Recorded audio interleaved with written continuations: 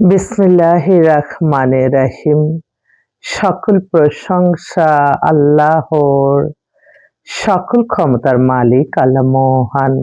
আসসালামু আলাইকুম আমার প্রাণ প্রিয় সকল আপনজন, কেমন আছেন? আমি আপনাদেরই সামান্য একজন কান্তা আপা আবারও চলে আসলাম। আজকে মাসের প্রথম ১-২-২০২৬ সাল। আল্লাহর নামে কাজ শুরু করলাম। আমি আমার আল্লাহর ঘরে সালাম ও দোয়া পৌঁছে দিলাম। আমার প্রিয় নবীজির রওজা মোবারকে সালাম ও দোয়া পৌঁছে দিলাম। হযরত শাহজালাল শাহপরাণে সালাম ও দোয়া পৌঁছে দিলাম। আজমির শরীফে সালাম ও দোয়া পৌঁছে দিলাম। মাইজ ভান্ডার শরীফে সালাম ও দোয়া পৌঁছে দিলাম।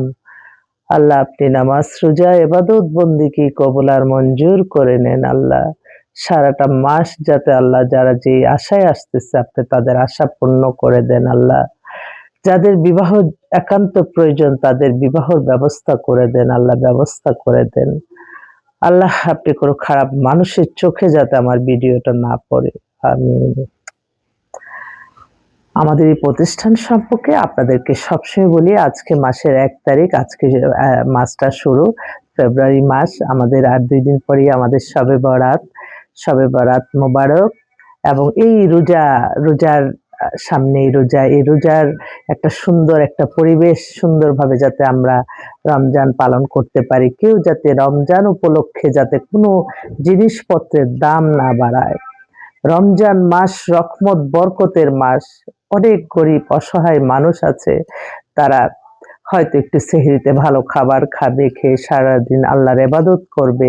রমজান মাস যারা বিত্তশালী আছেন তাদের প্রতি আমার একটাই অনুরোধ, এখন যে জিনিসটা কিনা মানে যত, তার চেয়ে যদি অনেক ন্যায্য মূল্যে আপনারা এই দৈনন্দিন জীবনের খাবারের দাম আপনারা কমান। এবং এই যে রমজান উপলক্ষে কিছু কিছু মানুষ আছে ব্যবসা করতে চায়, কখনো ব্যবসা হালাল, কিন্তু ব্যবসা মুনাফিকি কারেকে আল্লাহ পছন্দ করে না। আর রমজান আসার আগে আমি আমার এই ৩৫ বছরের অভিজ্ঞতায় আমি বলবো, রমজান মাস অনেক রহমত বরকত নিয়ে আসে। রমজান মাসে যে মানে একটা মানুষকে হ্যাপি করলে মানে অনেক সোয়াব। সেজন্য আমি প্রত্যেক রমজান মাস উপলক্ষে যারাই বিয়ে করবে রমজানে, আলহামদুলিল্লাহ আমি বলি যে তোমাদের দোয়া শুধু চাই। হ্যাঁ, আপনারা আসেন আমাদের কাছে প্রয়োজনে, আমরা আপনাদের কাছে প্রয়োজনে যাই। সবাই সবার প্রয়োজন। প্রয়োজনটাই হচ্ছে, আপনি যেমন আসতেছেন আমার কাছ থেকে একটা পাত্র-পাত্রীর সন্ধান নেওয়ার জন্য, আপনার প্রয়োজন। আর এই সন্ধানটা আমরা দিব কিভাবে? অর্থের বিনিময়ে। অর্থ ছাড়া কোনো কিছুই আপনার সম্ভব না। তাই এইটা অবশ্যই মাইন্ডে রাখবেন যে এটা একটা প্রতিষ্ঠান। এখানে যেমন ১ তারিখ, আজকে আমি আপনাদের কাছে একটা কথা বলি।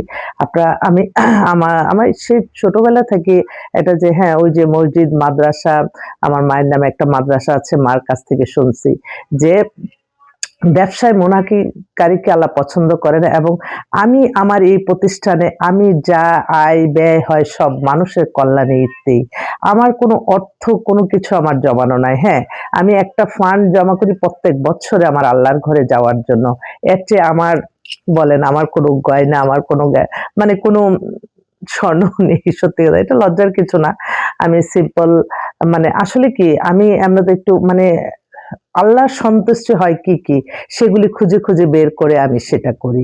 অনেকে হয়তো বলবেন যে আপনি তো অনেক সাজগোজ করেন, অনেক ফ্যাশনেবল। না, এটা হচ্ছে নিজের শান্তি। ৬০ বছর বয়সে কি অন্যকে ইমপ্রেস করার জন্য? আপনারা কি জানেন নারীরা কি সহজে খারাপ? কখনোই না। আমি ছোট্ট একটা বর্ণনা দেই। আমার অফিসে অনেকগুলি মেয়ে কাজ করে। তারা মানে আমি বলব যে তারা বাথরুম পর্যন্ত পরিষ্কার করে, তাও তো কোনো খারাপ কোনো কিছু। আমার এখানে আর বেতন কত পায়? ১০-১২ হাজার টাকা। হয়তো ৩ বেলা ওদেরকে খাবারটা দেই। এই কিন্তু তারা তো সবাই কিন্তু সুন্দর। তারা তো কোনো অন্যায় কোনো কাজে যায় না। তো নারীরা খারাপ অনেকেই বলে, এটা তখন আমার কষ্ট লাগে। আর আমার বোনদেরও বলবো, হাদিসে যা লেখা আছে কোরআনের আলোকে, ইসলামের আলোকে আপনার পরিচালনা, আপনার নামাজ রোজা ইবাদত বন্দেগীই তো আপনার রিজিকের ব্যবস্থা করে দিবে। আপনি কি জানেন এই যে ১ তারিখে আমার ৩ লক্ষ টাকার মতো খরচ। অফিস ভাড়া, গাড়ি, ড্রাইভার, অফিসের লোকের বেতন-টেতন। তো আমি তো একটা পয়সা কোনো মাসে মানে এখন এই বনশ্রীতে আসার পরে আমি কোনো মাসে ৫,০০০ টাকা বা ১,০০০ টাকাও জমা রাখতে পারি না। এইটাই আমি এগুলি মেইনটেন্যান্স করেই তো আপনাদেরকে আমার সেবাটা দিতে হয়। কিন্তু অনেকে বুঝে না।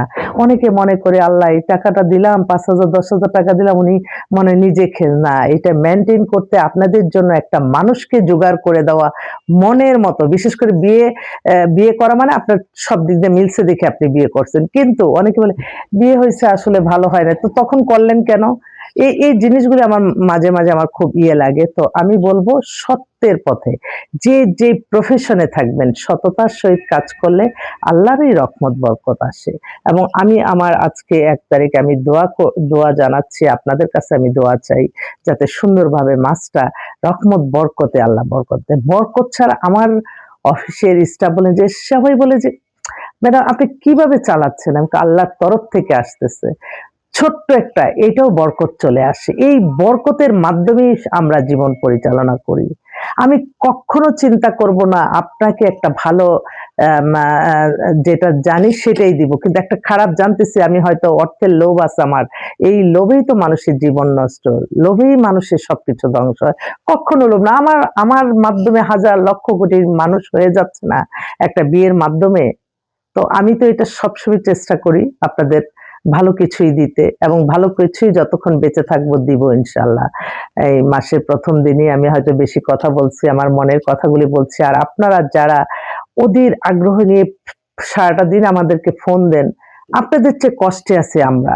আপনারা যখন আমাদের মেম্বার হন, আপনারটা আমার পুরা মাথায় একেকজনে আমরা ৩০ টা ৪০ টা করে ভাগ করে দিই। প্রত্যেককে সারাক্ষণ এটার খবর নাও, এটার খবর নাও, এই WhatsApp পাঠাও, ইমেইল পাঠাও। এইভাবেই কিন্তু আমাদের জীবনটা চলে এই কর্মক্ষেত্রে। অতএব এখানে আপনারা কখনো মনে করবেন না যে আমরা বসে আছি। আপনার জন্য চেষ্টা করছি না। আপনার ফোনটা ধরতেছি না মানে আপনার কোনো হয়তো নিউজ নাই বা আমি একটা অন্য কাজে ব্যস্ত। এই যে আমি হয়তো এখন ওয়াশরুমে, আপনি ফোন দিলেন। কিভাবে বুঝবেন আপনি আমার ওয়াশরুমে? এটা তো আর বলা যায় না। এই ব্যাপারগুলি ছোট ব্যাপারগুলি আপনারা খুঁজে নিবেন এবং আপনার ছেলে-মেয়ের জন্য আমার আরো বেশি কষ্ট। আর আমাদের যে প্রয়োজনটা আপনারা প্রয়োজনটা মেটান, আমরাও আপনাদের প্রয়োজনটা মেটাবো। মাঝে একটু সাহায্য সহযোগিতা করতে হয় না এই প্রতিষ্ঠান?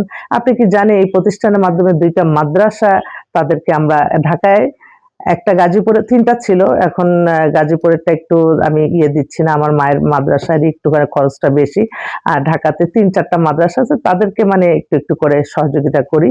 তো এই যে আপনাদের অর্থ যেকোনো বিয়ে এটার একটা অংশ বা এই যে মেম্বারশিপের একটা অংশ তো এই মানুষগুলি রিজিকের ব্যবস্থা হচ্ছে। এটার জন্য তো আপনাদের সওয়াব হবে। আরেকটি কথা আমি আমার এই প্রতিষ্ঠান, আমার স্টাফ, মসজিদ, মাদ্রাসা যে আছে আমাদের এদের জন্য আমি আগে থেকে বলে রাখছি আজকে হচ্ছে ১ তারিখ বলে রাখছি। অনেকেই বলি যে হ্যাঁ, যাকাত ফরজ কার উপরে? যাকাত যারা অর্থবিত্ত আছে তাদের আর যাকাত হ্যাঁ, আমি এখন বলব যে না আমার নিজস্ব আমার দরকার নেই কিন্তু আপনাদের একটু সহযোগিতা জাকাতের কিছু সামান্য কিছু যেখানে আপনারা ১,০০০ করে দিলেও কিন্তু আমার এই মাদ্রাসার বাচ্চা মসজিদের মাদ্রাসায় একটু সহযোগিতা হলো, আমার স্টাফটার একটু সহযোগিতা হলো, আমার প্রতিষ্ঠানটা একটু এগিয়ে গেল। আমি অনুরোধ করছি যারা বিত্তবান তারা অনেক জায়গায় আপনারা দান দক্ষিণা করেন। আমি অনুরোধ করব এখানে আপনারা কিছু হলেও আপনারা দিয়েন একটু করে তাহলে আমার প্রতিষ্ঠানটা টিকে যাবে। আমি সবসময় চিন্তা করি একটা বিয়ে দিলে যদি হজের সমান সওয়াব হয়। আমার অফিসে আমি আগে আসলে বুঝি না এত কিছু। যে আগের ছবি যদি রাখতাম তাহলে মনে হয় আমি তো ১,০০০ এর মতো আমি হিসাব রাখছিলাম। তারপর আর হিসাব রাখতে পারি না। তো অনেক ছবি একটুখানি করতেছি। তো আল্লাহ কবুল করার মালিক আল্লাহ। আল্লাহ কবুল আর মঞ্জুর করে নেক। আমি আপনাদের কাছে দোয়া চাই যে ভালো কাজগুলি করতেছি যাতে কবুল মঞ্জুর হয়ে যায়। মাশাআল্লাহ বলবেন মানুষের নজর অনেক ব্যাপার। অনেকেই আছে দেখি যে হ্যাঁ, খুব হাই-ফাই করে বিয়ে শাদী দিল। ১ মাস পরে এসে বলল, "আপা ডিভোর্স তো হয়ে গেছে।" ওই যে মানুষের কিন্তু নজর লেগে যায়। তো সবকিছুই আমাদের পরিচালনা করতে হবে আল্লাহর সন্তুষ্টি লাভের আশায়, আল্লাহকে খুশি করার জন্য। ছোট্ট একটা ২ একটা অনেক টাইম হয়ে গেছে না? আজকে ১ তারিখ তো একটুখানি মনের ভাবটা একটু প্রকাশ করলাম। আমি মনে ভাবছি যে সবাই বলে যে, "আপা আগে কেন বললেন না? আমরা তো দেশে পাঠিয়ে দিছি। আপা আগে কেন বললেন না?" সেজন্য এই রমজানের আগে আমি বলে দিলাম যে আমাদের এই প্রতিষ্ঠানকে আপনাদের যাকাতের সামান্য একটু অর্থ যদি আপনারা সহযোগিতা করেন, আমি বলব এটাই আলহামদুলিল্লাহ এবং এই পুরা প্ল্যাটফর্মটা পরিচালনা করতে সহজ হবে, আমার মসজিদ মাদ্রাসা পরিচালনা করতে সহজ হবে। ছোট্ট ছোট্ট আপনারা যেখানে অনেকের কাছে দিচ্ছেন ওখান থেকে একটা 100 টাকা হোক না দেই, 10 মিলে করি কাজ, তাও তো একটা কিছু আগালো। বেহালেলি করে আপনাদের কাছ থেকে কখনো আমি কোনো মানে আমি কেন আমার প্রতিষ্ঠানকে বলে দিচ্ছি কখনো কাউকে জুলুম করবা না, জুলুমবাজকে আল্লাহ পছন্দ করে না।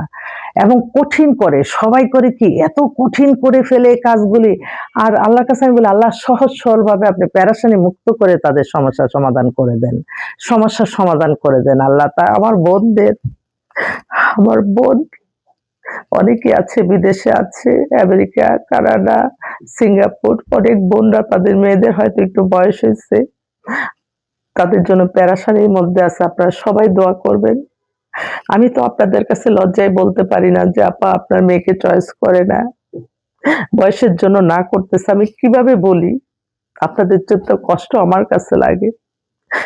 আপনারা কখনো আমাকে ভুল বুঝবেন না। আমি দোয়ার মাধ্যমে আমি আপনাদের মিলাই দিব ইনশাআল্লাহ। আমি আল্লাহর ইবাদত বন্দেগীর মাধ্যমে মিলাই দিব এবং প্রত্যেকটা সময় আমি আমার মসজিদ মাদ্রাসা দোয়া পড়াই। আমি সবসময় বলি যে আল্লাহ আমার একটা বোন খুব পেরেশানির মধ্যে আছে। আমি মাদ্রাসায় সেদিন একটা মিলাদ দিলাম। আমি বলছি আল্লাহ ওনার জন্য একটা ভালো একটা মেয়ে মিলায় দাও। আলহামদুলিল্লাহ আমি তো লজ্জিত হয়ে যাই আল্লাহর কাছে প্রতিটা সময়। আমি এতটুকুই বলবো। তো সবাইকে আল্লাহ ভালো রাখুক। রমজান সামনে, আমি আবারও অগ্রিম রমজানুল মোবারক, শবে বরাত। আমরা কালকে থেকে রোজা রাখবো ইনশাআল্লাহ। আর পাত্র-পাত্রীর সন্ধানে চলে আসবেন। আমি আবার একটু পরে আপনাদেরকে পাত্র-পাত্রীর কথা বলবো। সবাই দোয়া করবেন যাতে সারা মাস আল্লাহর আদেশ নিষেধ মেনে চলে মানুষের কল্যাণ করতে পারি। আমাদের হোয়াটসঅ্যাপ নাম্বারটা বলে দিচ্ছি 019718600261। আর অফিসটা তো রামপুরা বনশ্রী। ইনশাআল্লাহ 1 তারিখ এই মাসে আমাদের আল্লাহ কার জন্য আল্লাহ রেখে দিছে এই রাষ্ট্র পরিচালনার জন্য একমাত্র আল্লাহ। তো আল্লাহ বলছে ভাগ্য পরিবর্তন করে আল্লাহর ইবাদত বন্দেগী নামাজ রোজার কারণে আমরা সবাই যে যার স্থানে থেকে আমরা সততার সহিত যদি আমরা সবকিছু করি, যে ভোট আমি আমি এইখানে আমি বিজয়ী না, কিন্তু আমাকে চুরি করে বিজয়ী করে হলো সেই মন মানসিকতা যে দাঁড়াবে তারও কিন্তু আল্লাহর কাছে জবাবদিহিতা করতে হবে। সেই কিন্তু দুর্নীতিবাজ হবে, কারণ সে প্রথমেই বিজয়ী হচ্ছে সে চুরি করে। তো সেই ছোট ছোট ব্যাপারগুলি দেখে আপনারা সবসময় সততার সহিত চলুন। এবং প্রত্যেকটা ভোটার সমর্থকদের আমার একটাই অনুরোধ রইব যে আপনার পরিবার, আপনি কিছু হলে আপনার পরিবার নষ্ট হবে, পরিবার ক্ষতিগ্রস্ত হবে, কিন্তু যে ভোগ করবে সে কিন্তু আপনি মরে গেলেন, সে আপনার জীবন শেষ, বাট তার কিন্তু জীবনে কোনো থেমে থাকবে না।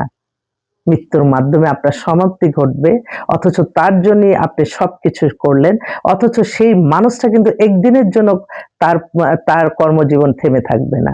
এটা মাথায় রেখেই ভোটার সমর্থকদের শান্ত পরিবেশে যাকে মনে মনে ভাবলেন যে আমি তো তাকে পছন্দ করি, আল্লাহ তাকে জিতিয়ে দিও, দোয়া করবেন এবং ভোটটা তার পক্ষে দিবেন।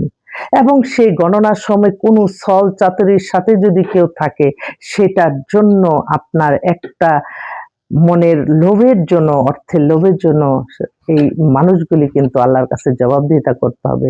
কোন দিক দিয়ে আপনার সবকিছু হারিয়ে যাবে আপনি নিজেও জানেন না। কৃপণকে আল্লাহ পছন্দ করে না। আমি তো আসলে প্রফেশনে থেকে বিভিন্ন সময় বিভিন্ন কাজে মানুষ আসে, আমরা হয়তো যাই যে রাষ্ট্র পরিচালনা করে তাদের কাছে। তারা করে কি অর্থ বিত্ত বাংলাদেশ জমায়া আমেরিকা, কানাডা, তারপরে যায় কবরে। তাদের কাছ থেকে আমি অবাক হয়ে গেলাম। তারা এই অর্থগুলি কিন্তু ওরা একজনও কিন্তু ভোগ করতে পারলো না। সব অর্থবিত্ত কিন্তু দিয়ে যেতে হলো। সেজন্য কখনো আপনার মনে কৃপণতা জাগাবেন না। আমি তো রাস্তাঘাটে আমি ছোট করে বলি যে অনেক সময় কি করব? আমার নাই ব্যাগে কিছু, তারপর যেটা আছে আমি দিয়ে দিই, থাক ওরা আসছে তো। আর আরেকটা কথা, অনেক হিজড়ারা তৃতীয় লিঙ্গের যারা আপনাদের কাছে আসবে তাদেরকে ফিরিয়ে দিবেন না, তাদেরকে কিছু হলেও দিয়ে দিবেন।